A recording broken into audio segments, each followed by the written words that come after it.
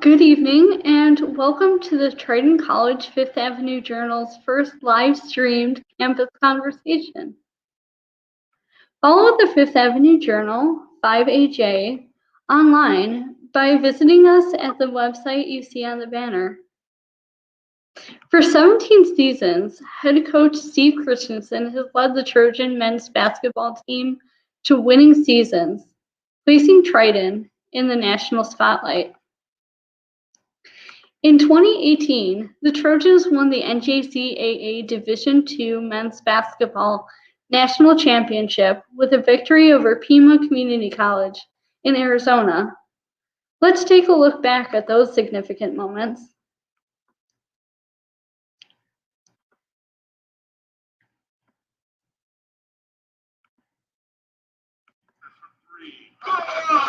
Thomas takes the ball down low. Three on the way. Good! Rebound. Out of the he got the bounce up. Down in the corner. Three by Blake. Missed it. Blake gets his own rebound. Drives the baseline. His shot. Good!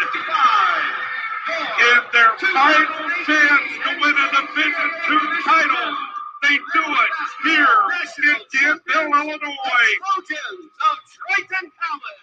They came in as the number one seed, and they leap.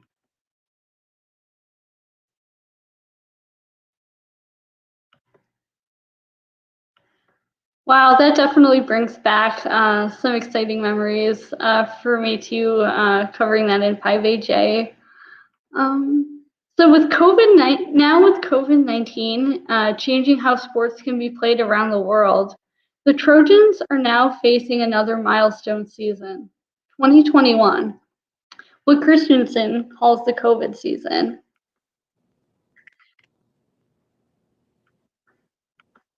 Coach Christiansen, thank you so much for joining us this evening on our first live stream. Thanks, Rachel. It's good to be here. I appreciate you having me. You've led the Trojans for 17 years. What keeps each season exciting? Oh, it's always the players. That's one thing about the junior college level. There's a lot of turnover year in and year out. And, just to be around, either incoming new fresh faces or guys that you've, really gotten to know and love, from the previous year. It's always the players. The players keep it. It's a wonderful job, and it's because of them. Thank you. In this season, this is definitely a season like no other. So in this season, how has your team overcome the challenges from what you described as the COVID season? And what other unexpected positives are emerging? Yeah, so we had a brand new team this year. We started from scratch. Brought a bunch of brand new players in, and the COVID season or the delay in our time frame of a normal year probably gave these guys more time to acclimate with one another, acclimate with me.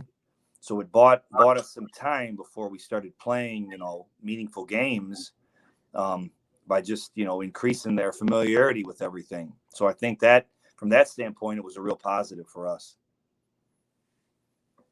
Great. And in this season, your schedule can change at a day's notice. So how are you connecting with other Division I leaders? Yeah, well, we're all in sort of the same boat. Our challenges this year are that there were just a number of programs in our region that decided to pull the plug on men's and women's basketball this year, winter sports in general. So fortunately, our administration has been very supportive of that from the get-go. We went down and played Vincennes in Indiana. We've been to Missouri and played. We're going to go back later to Southern Illinois and play a very good opponent, John A. Logan. But other than that, the remaining 16 games are from people around here. Tonight we just played Bay College from Escanaba, Michigan. So they're a little bit outside the normal radius, but they're really in a predicament in that no schools in Wisconsin, other than a couple, are playing. So they're limited, with who they can play, and it's a lot closer ride for them to drive just into northern Illinois than it is to drive all around Lake Michigan into the Lower Peninsula. So yeah, a lot of challenges, but I think everybody understands the uniqueness of the situation. And quite honestly, people are just very happy to be playing. So no one's really made too much of a fuss about it. Great. And there have already been a lot of exciting games this season. The Trojans are starting their season with an outstanding 8-1 record, including your recent wins in the Moberly Classic in Missouri. Those wins actually placed Triton among the top 25 in NCJAA Division I teams in the nation. So what are some of the standout moments from these competitions? Sure. Well, that tournament in general, just the way that we did it, we drove down and played State Fair College Friday night, and that was a 5:00 game. A long bus ride there. So our players deserve a lot of credit, to get off the bus and then play quality opponent. Shortly thereafter, thought we had bus legs a little bit in the first half. But once we found our rhythm in the second half, we were able to pull away from them at the end. And then, obviously the buildup, us and Moberly developing quite a rivalry. That's a blue blood junior college program. Have produced, a number of, pros and certainly Division I players, have won multiple national championships. So I was excited to go, not necessarily as excited to see such a good team squaring up against mine, just because, they've beaten us before, but you always want to play those good teams and measure, where your own group is at. And that was in typical Triton Moberly fashion, a back and forth game. We had a pretty good lead at one point. They came back and took a good lead themselves. And then we closed the game with a flurry. So, exciting, to get back on the bus and head back to home. Envisioning that probably getting here somewhere in the 2 to 3 a.m. hour. And due to some inclement weather and really poor road conditions, we didn't end up making here until 7:30 the next morning. So that ride turned into about a 10.5-hour affair, when normally it's it's about half that. So that was a long day, needless to say. Fortunately, it was Super Bowl Sunday and everybody kind of put their feet up and relaxed. But we're looking for a little downtime here. If we can get through tomorrow's game, then we're just down to 2 games a week, and that's just more of a normal type schedule. Mm-hmm. Thank you. Yeah, and in the past years, Triton would have filled the Robert Collins Center to see some of those moments play out live. So in this year, what have been the effects of not having fans in the bleachers, and how are players adjusting? Yeah, that's a good question. I would say, it's no real different from what we do every day in practice. So, maybe with guys that had been here before and played in front of their fans, or their families or friends, there'd be a little bit of a change. But now, the fact that, none of these guys have ever suited up and played in the gym before, they don't really know what it was like prior to fans being here. So although I'm sure it's a little different, it's quieter, obviously, it hasn't been anything that's been too impactful in the way we played. These guys are serious about what they do, and I don't think the fact that there's 1 fan or 1,000 would really make that big of a difference to them. They go about their business and work hard. Mm-hmm. And visiting TritonAthletics.com is actually a great resource for fans. I'm going to go ahead and pull that up on our screen.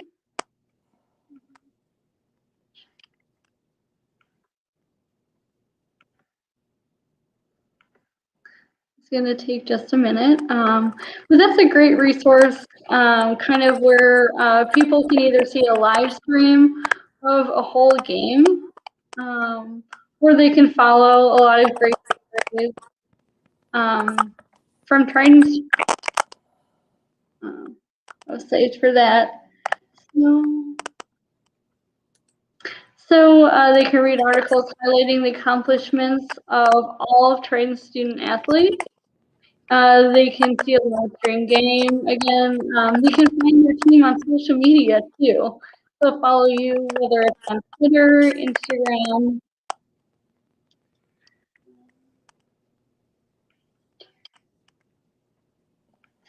So, what are some of the ways that, other than visiting the Triton website, what are some of the other ways that we can support you as a college?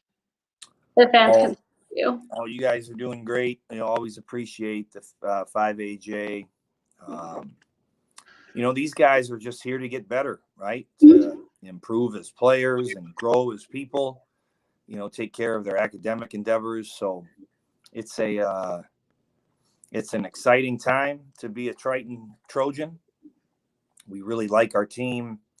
Obviously, everybody's navigating the challenges of the pandemic, but even in a non-pandemic year, all we can ever ask of someone is that they do the best they possibly can. So that's what our focus is just do the best you can each and every day.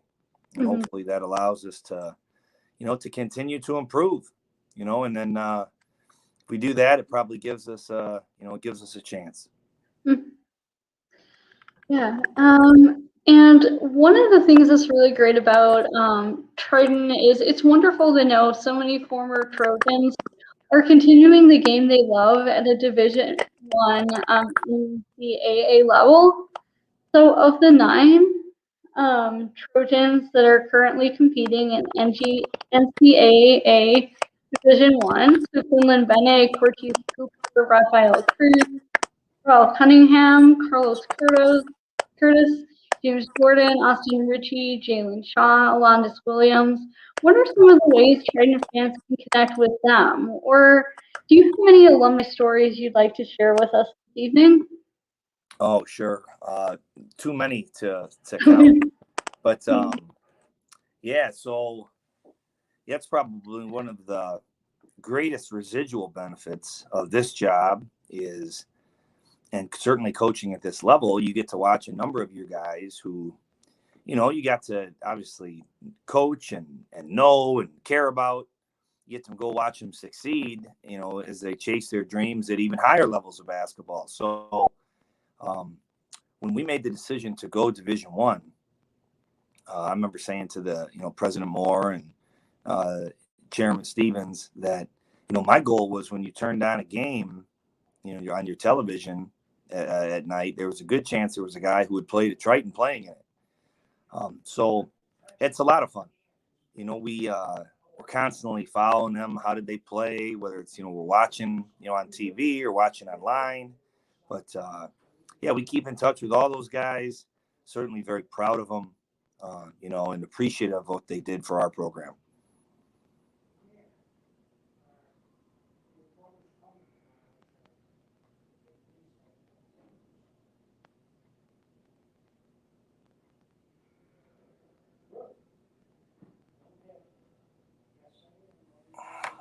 Like, what is it like?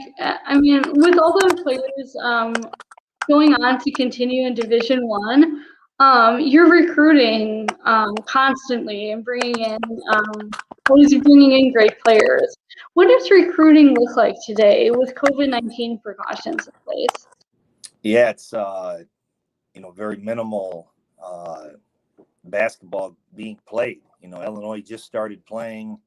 Most schools are limiting their fans, to just families. So you're trying to watch games that are streamed. Colleges are probably set up a little bit better to do that than high schools, but some high schools are streaming them. You're making a lot of phone calls, text messages, inquiring of, who's playing well, who are names we need to, keep track of. But I think a challenge all schools, junior colleges included, are facing is that with this year, everyone getting the blanket COVID waiver, none of these years are going to count against any of our players' eligibility. So, theoretically, a team that is, intact this year could look the very same way next year. Everyone comes back and plays on it.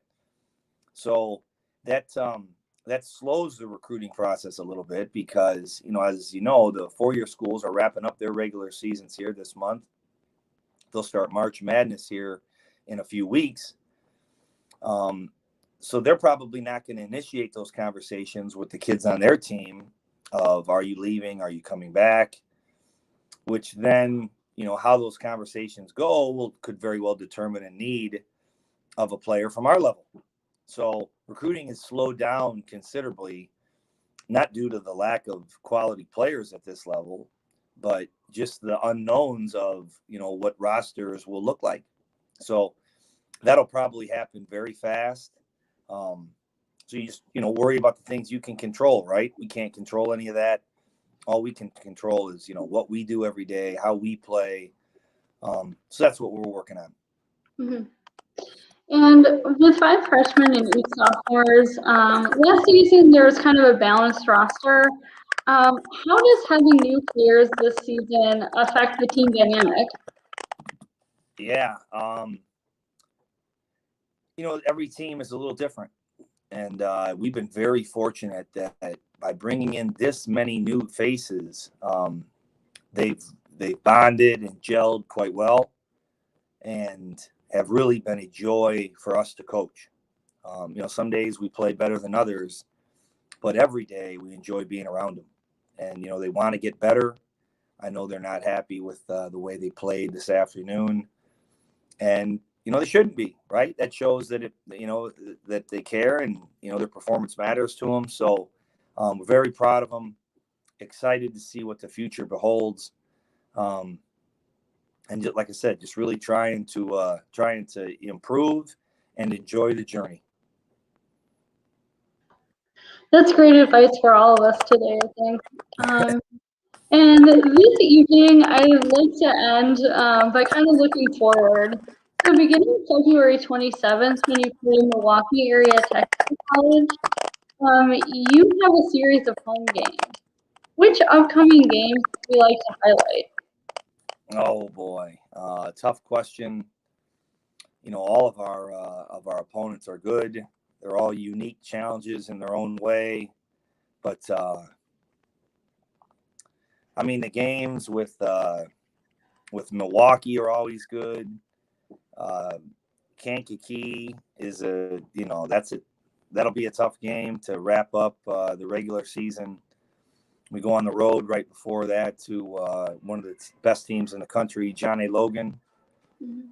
So they're all big. Going up to Highland will be a tremendous challenge, as we'll play them here tomorrow. I'm going to close my door real quick. It's about to get loud in here. Give me 1 second. Sure.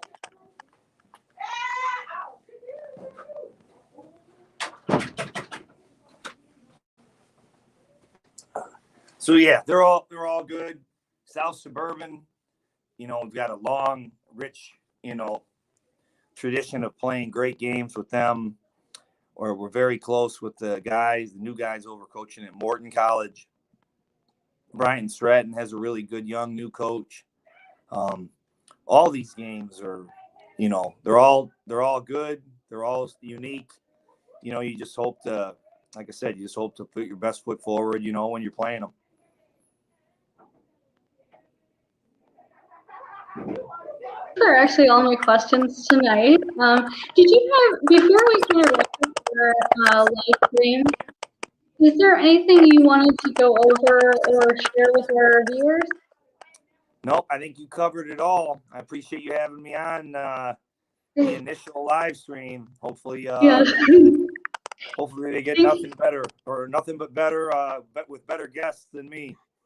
Yeah, and we look forward to, like, if you ever want to be on another live stream with us or even bring on a couple of the players, we can have up to 6 guests on our live stream.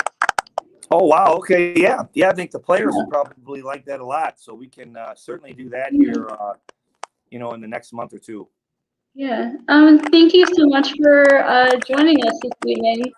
And congratulations to your team. And I'm looking forward to seeing what they have in store during this unusual but still very exciting, still outstanding season. Thanks, Thank Rachel. you. You have a good night. Bye. Take care. Bye. Thank you. Bye. Thank you again for joining 5AJ's first live streamed campus conversation.